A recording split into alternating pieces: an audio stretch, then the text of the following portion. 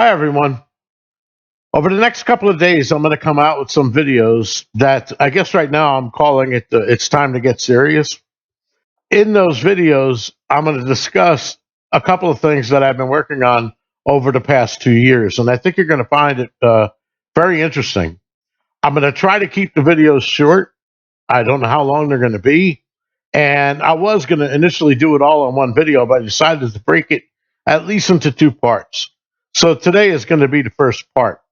Now, on my Facebook group and also on Jason and Sacha's Facebook group, I posted kind of a teaser of what's to come. Initially, I was going to ask either Sacha and Jason or K Pro and Calazars if I could do it on one of their shows. But I really don't like doing live shows so much, so I decided maybe it's better that I just do it here as my own video. This way, it doesn't get mixed up with a bunch of other topics that might not have anything to do with what I'm discussing. So I'm going to read you a couple of highlights from the teaser that I left out there, just to kind of pique your interest in about what's to come. And then today, I'm going to briefly discuss one topic that I'm going to refer to in the follow-up video. This way I don't have to bring that topic and go off on a tangent when I'm in the second part of this video. So basically the series of video, a couple of highlights that I want to mention are here. From someone born in 1927 who spent a lot of time near Yellowstone, here's some words taken directly from their autobiography forward. And I'm not going to put their name out there now. I will put the name out there in the follow-up video to this. But for now, it just says, quote, he really enjoys chicken fried steak and baked potatoes, though his favorite food group is pie. Now, pie is all in capital letters in the actual book. Any fruit with a crust around it, as he would say, would be great for him. This man did not drink coffee, but he loved having cups of tea on a cold days. He drinks tap water only at room temperature, never any ice, and he never drinks alcohol. He is a very intelligent, self-taught engineer. He's from Wyoming, but he has a lot of ties that I'll describe in the next video. So you should be thinking, who could that be? 1927, okay. Right around the same time of that person and another person that I'm going to mention, this other person is a female. Both of them died in Wyoming. And roughly at around 2013, Forrest Fenn came out with the following tidbit. There are 654,885,389 acres of land in the United States that are owned by the American people. This is what the federal government admits is public property, quote unquote. And the population of this great country is 313,914,040. So after doing the math, I learned that my allotment is exactly 2.086 acres. Now, what if I wanted to secret a can of Dr. Pepper under a rock in the cooling waters of a rivulet somewhere on my allotted public acreage? Well, I'm going to show you a place that fits that description, and it's associated with that person, and it sits on an additional almost 200 acres of public access forest, dead smack in the middle of the Wyoming Rockies. What if I also tell you that that property is listed on a historical sites registry, and thus it's going to remain for history? Now, what if I also show you the woman that I discussed that's associated with that man that I just mentioned, and she was known for her pies in the 1930s and 40s? I'm going to do that too. What if I show you the life-changing event that occurred with those people at the same time Forrest got married to Peggy? And the event occurred in Wyoming, of course. Well, I'm going to show you that. What if I explain the story about a mule, possibly named Lightning, that died while removing down trees by lumberjacks during the 40s? and bringing them to a sawmill. And that happened on the same property that I just discussed. I'll show you that. What if I can show you a major event that took place during the same time frame that The Thrill of the Chase was released? And it began around the same time Forrest did the 2006 Cody interview. Yep, I'm going to do that too. Is any of this related to Forrest Fenn or the Chase? That's going to be up for you to decide. A lot of this stuff I've been working on for the past 2 years, and I didn't mention it because it's related to my solution. But I discussed it with my partner, and he agreed that I could spill some of the beans about the stuff that we've known for all that time. Okay? So I'm going to start today with just a simple thing that I want to explain now, and I don't want to have to get into it when I do the final video. And that is going to be the topic of, where do we usually start? We usually begin it with warm water salt, right? Well, I'm going to describe that and a little bit of spherical geometry for you. So here's a slide I want you to take a look at, okay? Now, if you look at this slide, okay, first I want to say what Forrest always said in his Thrill of the Chase. I prayed for D's, okay? And then right in the beginning of the preface of the book, he says, if any readers over the age of 12, in other words, 13 and above, don't see a little of themselves in this mirror, then maybe they deserve another turn, okay? Also on Jenny's site, Mysterious Writings, and I don't remember, I have it written down somewhere. I'll leave it in the link below for you. But somebody sent Forrest a question, and he answered their question. And then he followed it up with this. He said, your question reminds me of another. Suppose you leave home and you walk a straight line for a mile. You turn 90 degrees left and you walk a curved line for a mile and you shoot a bear. And you turn 90 degrees left again and walk a straight line back to your home. What color was the bear?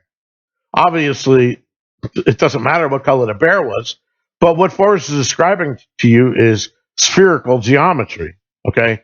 The earth is round, the sphere is round. You can't draw a flat line on something that's round.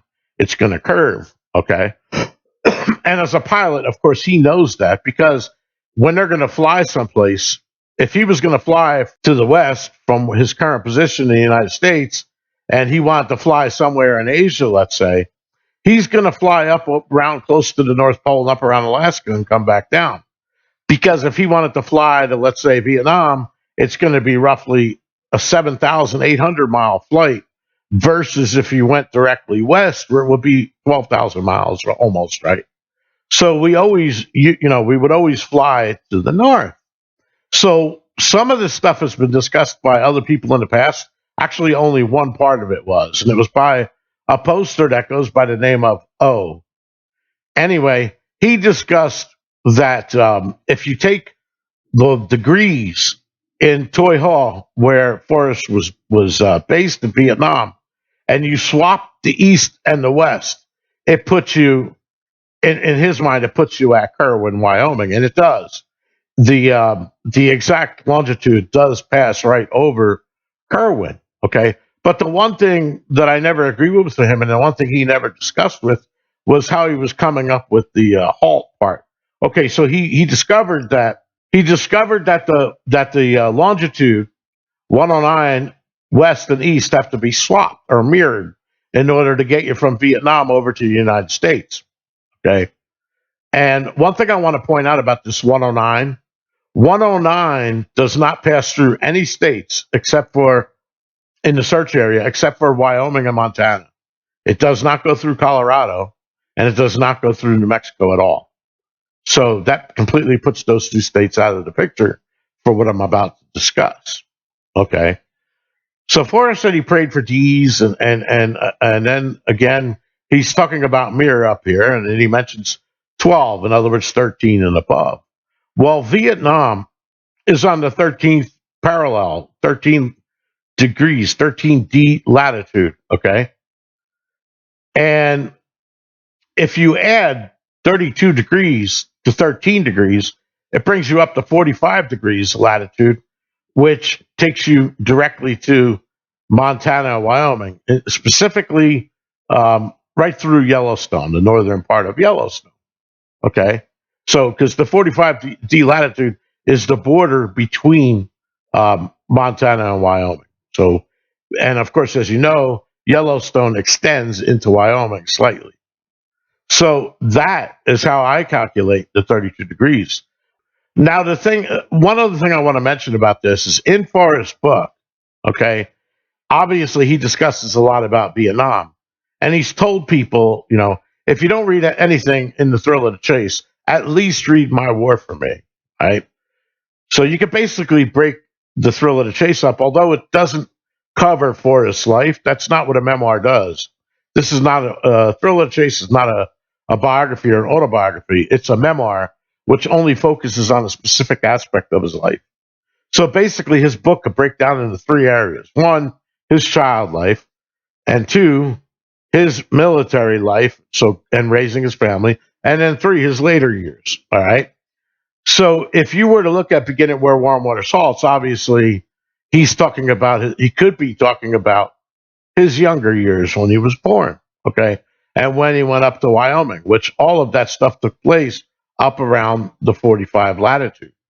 Now he then says, in the poem, so you begin it. Let's assume for the moment that this is where warm water salt, the 45th parallel. So he says, and then take it in the canyon down. I want you to realize that there are canyons in Vietnam, obviously. Okay.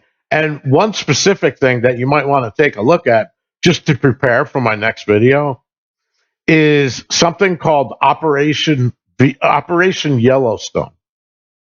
Operation Yellowstone took place in December of 1967, and it went through February of 1968. And as we know, 1968 is when Forrest Fenn entered the Vietnam War, and he entered it as part of the Tet Offensive. So you might want to go and read about canyons in Vietnam, including a Grand Canyon in Vietnam. You might want to read about Operation Vietnam. And all these places, most of them are named in The Thrill of the Chase. Water halts at 32 degrees when it freezes. A synonym, the perfect synonym for freeze is halt. So I wanted to get this out there now because I'm going to bring this up in my follow-up video, and I don't want to have to explain this again. So whenever I talk about mirroring coordinates and drawing lines, which, by the way, I'll mention that here again, too. In the Collected Works interview with Forrest, at one point, Doug Preston says, I wonder what would happen if we drew lines from all the places Forrest mentions in his book. Would that help you find the treasure chest? Well, I did that. And I'm kind of to discuss some of that in my follow-up video. But it's all related to this, so you might want to keep this in mind.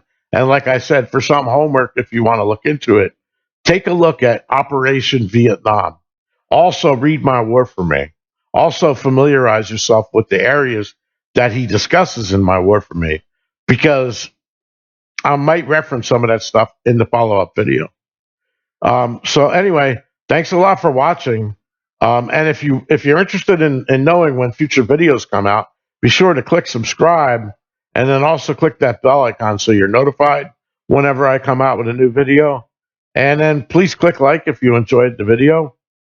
And since I don't post on any blogs, I really don't have no way to advertise my videos. So anything you can do to share them would help me and would kind of, give me a push to keep going with this stuff.